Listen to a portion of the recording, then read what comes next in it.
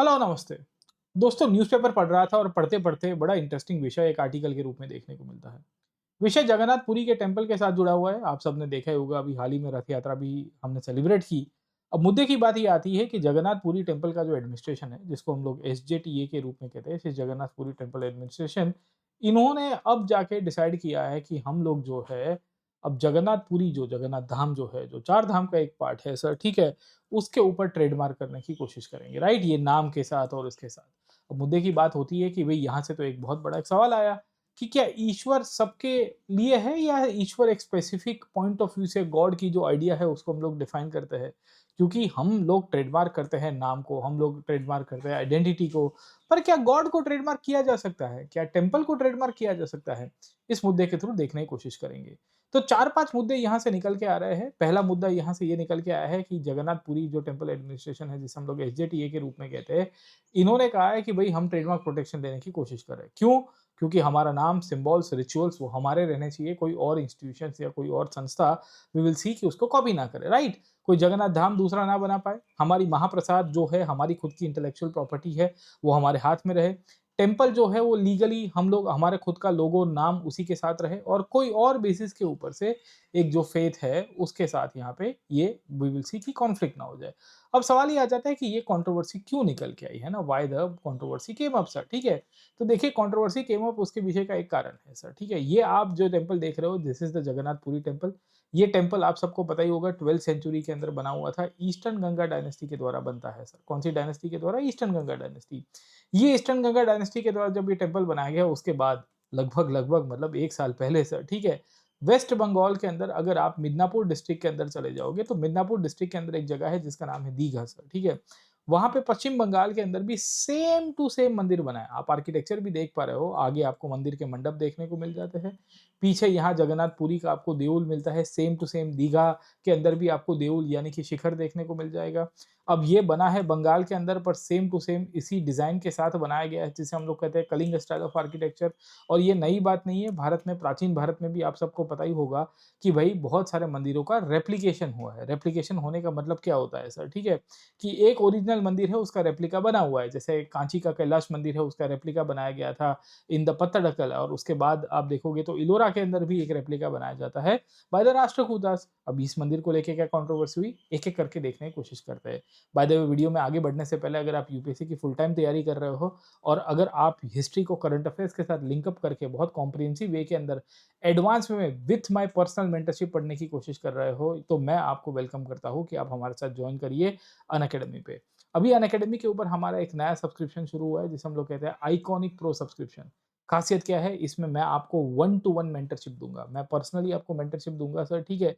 अभी 30 seat available है। इसके अंदर आपको मेंस क्वालिफाइड मेंटर्स भी मिलेंगे, यानी कि मेरी मेंटरिंग, इसके सिवाय हमारी एक टीम ऑफ मेंटर्स है, वो भी आपको गाइड करेगी।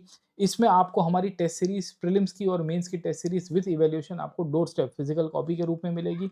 साथों के साथों आप अगर कोई भी ऑप्शनल चूज़ कर रहे हो, हमारे प्लेटफ़ॉर्म पे तकरीबन 12 से ज़्यादा ऑप्शनल का सब्सक्रिप्शन अवेलेबल है। ये भी कंप्लीटली आपको इसके अंदर कवरेज के रूप में मिलेगा। तो prelims plus mains plus optional और प्लस आपका एजुकेटर सेंट्रिक मेंटरशिप सर, ठीक है? ये सब कुछ आपको 74,999 के अंदर अवेलेबल है। तो आप ये आइकॉनिक प्रो सब्सक्रिप्शन को प्लान कर सकते हो। सब्सक्रिप्शन लेते समय ये कोड को यूज़ करना ना भूलिएगा, पीएन लाइव। डिस्क्रिप्शन बॉक्स के अंदर लिंक अवेलेबल है। ये कोड को यूज़ करिए और आपको मैक्सिमम डिस्काउंट भी मिलेगा। बाकी कोई क्वेरी हो तो नीचे दिए हुए नंबर के ऊपर भी आप फ़ोन कर सकते हो, हमारी टीम आपको हेल्प करेगी। बाकी हमारा प्लस सब्सक्रिप्शन अवेलेबल है। प्लस सब्सक्रिप्शन में आपको क्लासेस और टेस्ट सीरीज़ और बाकी सारी जो बेसिक है वो आपको मिल जाएगी डाउट सॉल्विंग के साथ-साथ। बट मैं सजेस्ट करूँगा कि अगर आप एडवांस वे में तैयारी कर रहे हो तो जॉइन करिए हमारे साथ आइकॉनिक प्रो सब्सक्रिप्शन, जहाँ मैं एश्योरेंस दूँगा आपको कि भई हम एक अकाउंटेबिलिटी के साथ तैयारी करें और आपकी तैयारी को आगे पुश किया जाए। ख़ैर, बात आगे चलाते हैं। अब मुद्दे की बात क्या है सर, ठीक है? तो देखिए, ये मंदिर जो है इसको कहते हैं जगन्नाथ पुरी टेम्पल, राइट? ये जगन्नाथपुरी टेम्पल की कहानी आप सबको पता ही होगी कि ये 12th सेंचुरी के अंदर बनाया हुआ था अनंत वर्मन गंगा के द्वारा सर, ठीक है, राइट? और उसके बाद अनंत भीम देव करके जो दूसरे राजा थे, उन्होंने खत्म किया था। ये टेम्पल की खासियत ये है कि वहाँ पे जो लोकल ट्राइबल फोक ट्रेडिशंस थे, उसमें से निकल के आया है सर, ठीक है? तो नील नील माधव करके एक देव हुआ करते थे, उनकी वर्शिपिंग आपको मिल जाती है और धीरे-धीरे करके 12वीं शताब्दी में सर, ठीक है ना, उड़ीसा स्टाइल ऑफ आर्किटेक्चर का डेवलपमेंट हुआ। ये वही टेम्पल है जहाँ पे एक टाइम के ऊपर हमें ये भी पता चलता है कि भई जो आदि शंकराचार्य थे उन्होंने चारधाम की भी स्थापना की थी, क्योंकि पूरी जो वहाँ पे ही है सर जहाँ पे आदि शंकराचार्य चारधाम बनाते हैं। इनफैक्ट ये टेम्पल एक लिविंग ट्रेडिशन के रूप में है, क्योंकि यहाँ की रथ यात्रा है। आप देखिए ऑलमोस्ट हमारे पास 800-900 ईयर्स के इसके पास लिटरेरी एविडेंसेस है।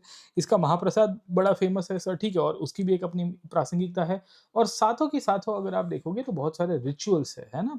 जैसे आप देखने की कोशिश करोगे तो आपको नबकल बेरा रिचुअल देखने को मिलता है, ये रिचुअल की भी अपनी प्रासंगिकता है।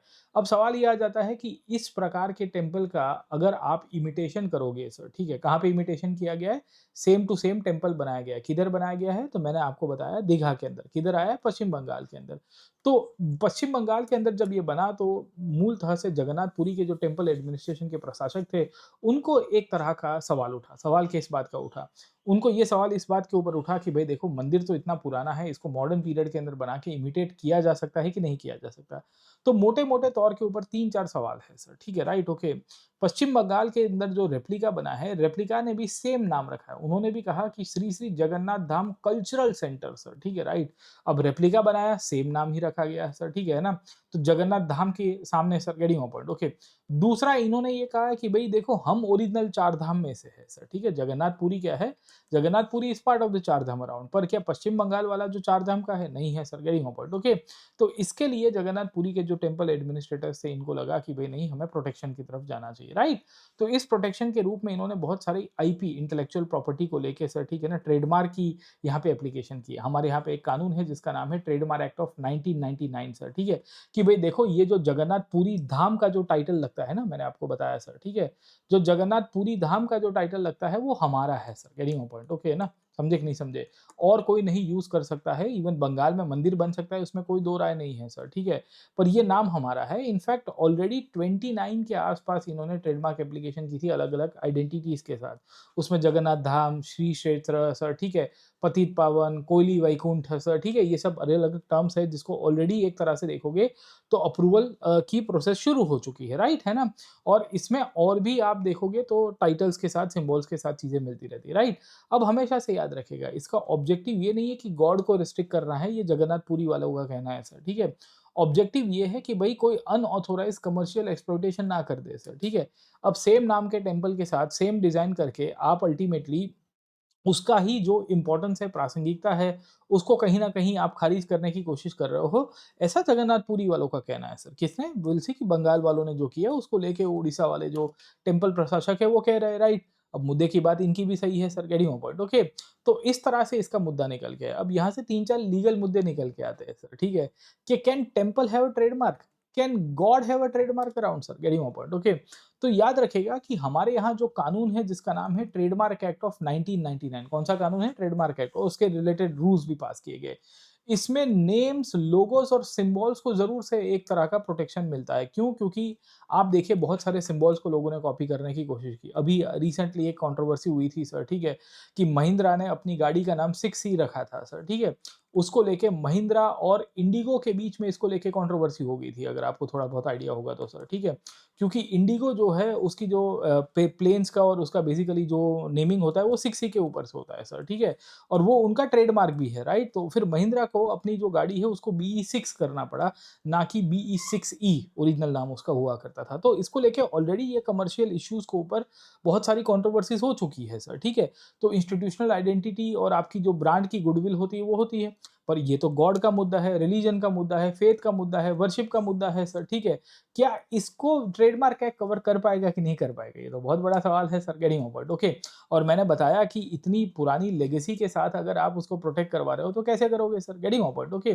तो उड़ीसा की सरकार और जगन्नाथ टेम्पल एडमिनिस्ट्रेशन SJTA जो है, उनका बड़ा क्लियर कट मानना है कि भई देखो हमारा बहुत सेंचुरीज़ ओल्ड स्पिरिचुअल सिग्निफिकेंस है सर, ठीक है ना? बहुत सारी होटल्स, बहुत सारी रेस्टोरेंट्स जो है वो हमारे नाम का ये खाना बेचती है। जैसे वो कहती है कि हमने महाप्रसाद थाली बेच रहे हैं, तो वो कह रहे हैं कि ये नहीं हो सकता, महाप्रसाद तो मंदिर में मिलता है सर, ठीक है, राइट? आप जगन्नाथ धाम होटल्स के नाम के ऊपर चलोगे तो कैसे चलता रहेगा sir? Getting my point, okay. दूसरा आइडेंटिटी क्राइसिस हो जाता है, क्योंकि रेप्लिका टेम्पल सब सब बाद में बने ओरिजिनल टेम्पल से कॉपी करके सर, ठीक है, राइट, ओके। तो ओरिजिनल श्राइन की इंपॉर्टेंस रहेगी, इसके लिए भी हम चाहते हैं कि ट्रेडमार्क होता रहे सर, गेटिंग माय पॉइंट। और जो पिलग्रिमेज के लिए आते हैं उनको कोई प्रकार का कन्फ्यूजन ना हो, उनका प्रसाद को लेके बहुत क्लैरिटी हो जाए सर, ठीक है। इसके लिए उड़ीसा ने कहा कि हम ये कर रहे हैं sir, getting my point, okay. तो भाई इनकी प्रोटेक्शन के बेसिस के ऊपर से अपने-अपने रीज़न है सर, ठीक है।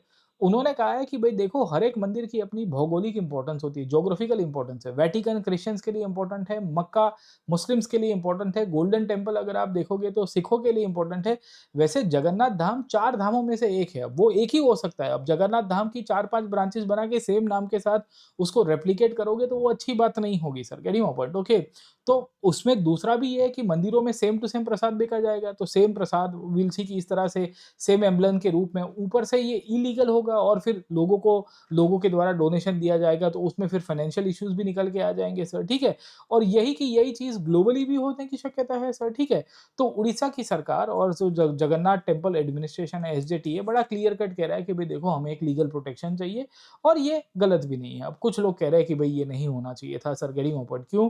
क्योंकि faith belongs to all of the people sir, all of the people in the country sir, ठीक है? जगन्नाथ हम लोग कहते हैं the lord of the whole world के रूप में कहते हैं, राइट, है ना?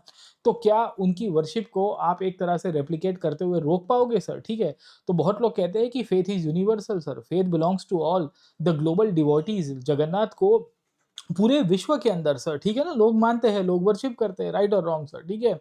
ऊपर से बहुत सारे छोटे-छोटे आश्रम्स हैं, ट्रेडिशंस हैं, जो इस पंथ के साथ जुड़े हुए हैं, उनका भी एक सवाल आएगा और एक कॉन्स्टिट्यूशनल और लीगल इश्यूज़ भी निकल के आ सकता है सर, ठीक है? कि आर्टिकल 25-26 के साथ भी कहीं न कहीं कॉन्फ्लिक्ट में होगा। अब इसको प्रोटेक्ट करने वाले लोग भी कहते हैं कि भई देखो हिस्ट्री के अंदर उठा के देख लोगे तो हमने बहुत सारे टेम्पल्स के प्रसादों को ऑलरेडी जीआई टैग दिया हुआ है। जैसे अगर आप यहाँ पे देख पा रहे होंगे मेरे ऊपर ये है तिरुपति का लड्डू सर, ठीक है? तिरुपति के लड्डू की खासियत ये है कि उसको हमने ऑलरेडी जीआई टैग दिया हुआ है sir, getting my point, okay. ISKCON और वेटिकन को लेके अगर आपको ना पता हो उसके जो इंसिग्निया है, उसके जो सिम्बॉल्स है, उसको भी हमने एक तरह से ट्रेडमार्क और इंटेलेक्चुअल प्रॉपर्टी लॉज़ में प्रोटेक्शन दिया हुआ है। इस्कॉन अगर आपको ना पता हो, इसको लेके केस हुआ था जिसका नाम था इस्कॉन अपैरेल का केस, है ना? तो एक एक क्लॉथिंग कंपनी थी, कपड़े की कंपनी हुआ करती थी जिसने अपना नाम रखा था इस्कॉन अपैरेल। अब इस्कॉन आपको पता होगा इतनी बड़ी society, international society for consciousness of Krishna sir, ठीक है?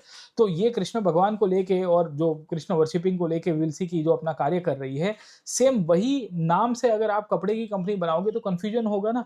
और इस्कॉन और भी सोशो इकोनॉमिक चैरिटिकल वर्क करती है सर, ठीक है? वही चीज़ क्रिश्चियनिटी में वेटिकन की अपनी इंपॉर्टेंस है, उनका भी इंसिग्निया कोई कॉपी नहीं कर सकता, इंक्लूडिंग ओलंपिक रिंग, यूनेस्को का एम्ब्लम आप देखोगे उनके भी एक सुई जेनेरिस आईपी रूल्स है, ये इंटरनेशनल आईपी रूल्स है जो ट्रेडमार्क में नहीं आते पर उसको कोई कॉपी नहीं कर सकते सर, ठीक है? वही कहानी आप देखोगे अगर जगन्नाथ प्रसाद वाले कह रहे हैं, जगन्नाथ धाम वाले कह रहे हैं कि भई हमारा प्रसाद हमारी आईपी है, उसको जीआई टैगिंग के साथ जोड़ दो, हमारी प्लेस का खुद का इम्पोर्टेंस है ज्योग्राफिकल, उसको मत किया करो sir, getting my point, okay. और हिस्टोरिकली भी अगर आप प्राचीन भारत में देखोगे तो राजाओं के द्वारा ताम्रपत्र में लिख के दिया जाता था कि ये मंदिर है, ये मंदिर को हमने लैंड ग्रांट दे दी, ये इसकी प्रॉपर्टी है, ये इसकी इंटेलेक्चुअल प्रॉपर्टी है, राइट, है ना? मिडीवल एरा में भी ये चल रहा है, मॉडर्न एरा के अंदर हम लोग ट्रेडमार्क लेके आए हैं सर, ठीक है? तो भविष्य के लिए दिक्कत क्या है सर, गेटिंग माय पॉइंट। तो कुछ लोग कह रहे हैं कि ये अच्छा है सर, ठीक है, क्योंकि हेरिटेज को कमर्शियल पॉइंट ऑफ व्यू से या दूसरे लीगल हैसल से आओगे, फ्रॉडुलेंट ब्रांडिंग नहीं होगी, एक सिविलाइजेशनल ऑथेंटिसिटी कंटिन्यू रहेगी सर, ठीक है? और पिलग्रिम्स को भी शांति रहेगी कि देखो हम ऑथेंटिक जगह पे ऑथेंटिक प्रसाद और जो दर्शन है वो हमारे ठीक हो रहे हैं, है ना? हमारे यहाँ तो ऑलरेडी यात्राधाम टूरिज्म जो है, जो पिलग्रिमेज है जो रिलीजियस प्लेसेस में वो बहुत सालों से चलता आ रहा है सर, ठीक है? बट उसको लेके काफ़ी लोग कह रहे हैं कि भई ये तो एक्सक्लूसिव हो जाएगा, है ना? लोगों की 4 धाम की जो मान्यताएँ है कि भई ये 4 धाम मुख्य है, उसके सिवा उसकी अगर कोई और जगह पे गए तो किस तरह से होगा? लीगल इश्यूज़ हो सकते हैं, कमर्शियलाइज़ेशन है सर, ठीक है? और इसका एग्ज़ीक्यूशन कैसे किया जाएगा बहुत बड़ा सवाल है सर, ठीक है? इनफैक्ट अब तो जगन्नाथ टेम्पल ने शुरू किया है, हो सकता है काशी विश्वनाथ के ऊपर भी ये डिबेट हो सकता है वैष्णो देवी की कई मंदिर होगी, भारत के कोई और कोने में बियॉन्ड कटरा जम्मू कश्मीर वहाँ पे भी होगा। महाकुंभ आप सबको पता ही होगा कि 4 जगह के ऊपर होता है सर, ठीक है? उसके सिवा उसके इक्विवेलेंट के बहुत सारे रिचुअल्स होते हैं, वो दूसरे टेम्पल्स भी यहाँ से आएँगे सर, ठीक है? तो इसी के ऊपर से मैं आपके लिए सवाल छोड़ रहा हूँ। सवाल क्या है कि क्या India should draw a line between faith and intellectual property? कि फेथ और इंटेलेक्चुअल प्रॉपर्टी के बीच में हमें एक लाइन ड्रॉ कर देनी चाहिए sir, getting my point, okay? तो मुद्दे की बात ये नहीं है, मुद्दे की बात ये नहीं है कि हमें ईश्वर को ओन करना है। The issue is not about owning the gods, ठीक है? It is about protecting the heritage, authenticity and sacred traditions around sir, getting my point? क्योंकि जिस तरह से कमर्शियलाइज़ेशन हो रहा है, देखो ईश्वर सब जगह है, वो हर जगह प्रेज़ेंट होते हैं, ओमनीपोटेंट है, ओमनिशिएंट है, ओमनीप्रेज़ेंट है सर, ठीक है? पर हमेशा से याद रखिएगा कि कोई जगह की सैंक्टिटी अपनी इम्पोर्टेंस है और उसको प्रोटेक्ट करने में कुछ गलत नहीं है। इसके लिए किसी ऑथर ने लिखा है ना कि फेथ बिलॉन्ग्स टू ह्यूमैनिटी, है ना? फेथ तो सबके ऊपर बिलॉन्ग करता है, पर heritage also deserves a protection around sir, getting my point, okay? तो धार्मिक रूप से इंक्लूसिवनेस होनी चाहिए और साथों के साथों कल्चरल प्रिजर्वेशन होना चाहिए। आपको क्या लगता है इसके ऊपर? भविष्य में हमें और भी प्लेसेस के ऊपर इस तरह की आईपी करनी चाहिए कि नहीं करनी चाहिए? ज़रूर से मुझे कमेंट सेक्शन के अंदर बताना और बाकी यूपीएससी की तैयारी कर रहे हो तो जॉइन करिए हमारे साथ अनअकैडमी। मेरी पर्सनल मेंटरशिप में आइए, वन ऑन वन सेशंस आपके साथ कंडक्ट करूँगा और आपकी तैयारी को एक मस्के की तरह आगे लेके जाऊँगा सर, ठीक है? हमारे टॉप एजुकेटर्स की पूरी टीम आपके साथ है, आपको टेस्ट सीरीज़ मिलेगी, ऑप्शनल मिलेगा, अनअकैडमी प्लस के बेनिफिट मिलेंगे और सब्सक्रिप्शन लेने के लिए पीएन लाइव कोड को यूज़ करना ना भूलिएगा। Link is in the description. Thank you very much. Let's crack it.